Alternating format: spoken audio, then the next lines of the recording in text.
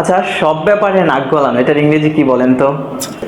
Assalamu alaikum everybody, welcome to Language Solution. This is Nazmul Hussain before you, the language trainer of this institute. Today I am here with an amazing lesson that is all about a single phrase, that is to have a finger in every pie.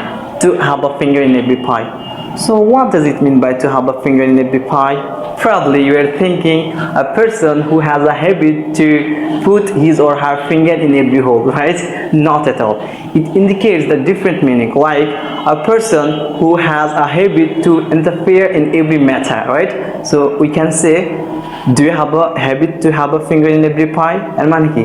আপনার কি সব ব্যাপারে নাক গলানোর অভ্যেস আছে? তার মানে আমরা কি জানলাম?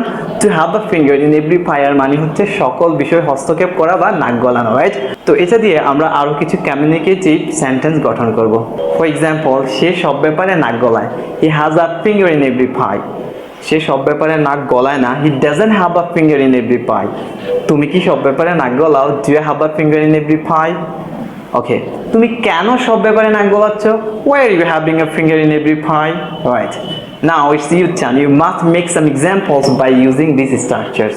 One more thing, that is ইংরেজিতে ফ্লুয়েন্সি বাড়াতে যুক্ত থাকুন আমাদের পেজের সাথে, অথবা সরাসরি আমাদের এখান থেকে কোর্স করে আপনি হতে পারেন একজন স্মার্ট এবং দক্ষ ফ্লুয়েন্ট স্পিকার।